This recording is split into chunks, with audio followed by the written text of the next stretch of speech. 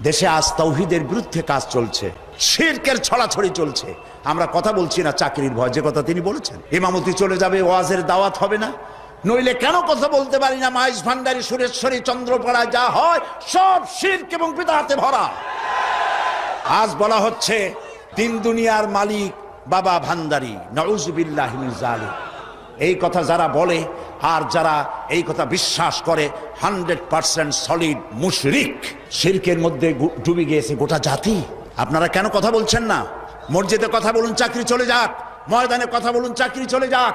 রাসূলুল্লাহ যেখানে দান্দার মোবারক শহীদ অবস্থায় উঠবে আল্লাহর দরবারে, যেখানে রাসূলের কলিজার টুকরা মা ফাতেমার নয়নের মণি ইমাম হোসেন সমস্ত শরীরের মধ্যে অসংখ্য তীরের দাগ নিয়ে আল্লাহর দরবারে উঠবেন, হযরতে হামজা কলিজা ফাটা অবস্থায় আল্লাহর দরবারে উঠবেন, সাহাবা ইকরাম রক্তাক্ত দাগ নিয়ে আল্লাহর দরবারে উঠবে, তখন নাদুস নুদুস চেহারা নিয়ে আল্লাহ রসুলের সামনে কিভাবে দাঁড়াবেন? প্রয়োজন হলে জেলে যান, প্রয়োজন হলে মার খান, এই মাজারের বিরুদ্ধে কথা বলুন, এই সব ভণ্ড অলিদের বিরুদ্ধে কথা বলুন। বাইরের দেশ থেকে সাজাইয়া মূর্খ এক লোককে এনে নাহনুমায় শরিয়াত বানানো হয়েছে এই দেশে।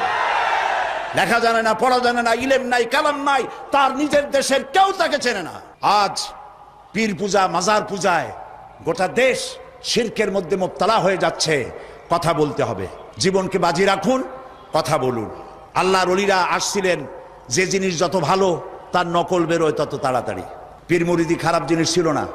হযরত খাজা মঈনুদ্দিন চিশতি রহমতুল্লাহ আলাইহ একদিকে পীর মুরিদি করেছেন, আর একদিকে পৃথ্বীরাজের বিরুদ্ধে তিনি লড়াই করেছেন, এবং সেই যুদ্ধ করে গোয়ালিয়ার, পান্ডুয়া এবং আজমিরে মুসলিম রাজত্বের সূত্রপাত করেছেন, যা মোহাম্মদ ঘুরির মতো বাদশার পক্ষেও সম্ভব হয় নাই। মুজাদ্দাদিয়া তরিকার পীর হযরত মুজাদ্দিদ আল ফিসানি রহমতুল্লাহ আলাইহে সম্রাট আকবর এবং জাহাঙ্গীরের বিরুদ্ধে লড়াই করে তিনি কারাবরণ করেছেন। শাহজালাল রহমতুল্লাহ আলাইহি গৌর গোবিন্দের বিরুদ্ধে লড়াই করেছেন। হযরতে খান জাহান আলী রহমতুল্লাহ আলাইহি লড়াই করেছেন। এখনো ফিলখানা আছে বাগেরহাটে। তারা শুধু হাত পাতা এরকম নেন নাই, এরকম করে মানুষকে দিয়েছেন। তারা বিরাট বিরাট পুকুর খনন করেছেন, মানুষের পানির ব্যবস্থা করেছেন, সুপেয় পানির ব্যবস্থা করেছেন, মসজিদ গড়েছেন। যারা আজকে বিভিন্ন জায়গায় ওরসের দাবি করেন, হিন্দু মুসলমান পাইকারি দরে গিয়ে গাঁজা খায়, মদ খায় এবং মাজারে গিয়ে সেজদা দেয়, নাউযুবিল্লাহ, নাউযুবিল্লাহ। মাজারে কি চান? মুসলমানদের সাথে মাজারের কিসের সম্পর্ক? মুসলমানদের সম্পর্ক হবে মসজিদের সাথে। আর আল্লাহর ওলিদেরকে আমরা সম্মান করি। ওলি হচ্ছেন তারা যারা নাকি কথা বলতে গিয়ে জেল খাটেন, জরিমানা দেন, শুধু পকেট ভর্তি করে টাকা নেন না, কথা বলতে গিয়ে জেল জরিমার মুখোমুখি হন, ফাঁসির মঞ্চে গিয়ে দাঁড়ান, তারাই হচ্ছেন সত্যিকারের ওলিউল্লাহ। আর যারা পয়সা করি কামাই করেন, হক কথা বলেন না, হক কথা গোপন রাখেন, শুধু কদম বসিয়ার মানুষের টাকা নিয়ে তৃপ্ত হন, তারা ওলিউল্লাহ নয়, আদুবুল্লাহ।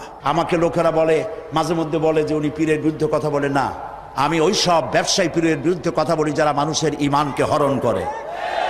আমি ফুরফুরা সরসিনার বিরুদ্ধে কখনো কথা বলিনি, যেহেতু তারা শিরক এবং বেদাতের বিরুদ্ধে। সুতরাং আপনাদেরকে শিরক এবং বেদাতের বিরুদ্ধে কথা বলতে হবে। গেরা শরীফ এটা কি? ইয়া আব্দুল কাদের জিলানী শাইয়ান লিল্লাহ, নাউযুবিল্লাহি মিন যালিক, এই সমস্ত পড়া হচ্ছে। হযরত আব্দুল কাদের জিলানী রহমতুল্লাহ আলাইহির নামে দরুদ বানানো হয়েছে। আজকে যদি বড় পীর সাহেব কুতুবে রব্বানী মাহবুবে সুবহানী শেখ মহিউদ্দিন আব্দুল কাদের জিলানী রহমতুল্লাহ আলাইহি বেঁচে থাকতেন, এই গেরা শরীফ যারা করে জুতা দিয়া মুখের উপরে তিনি পিটাতেন।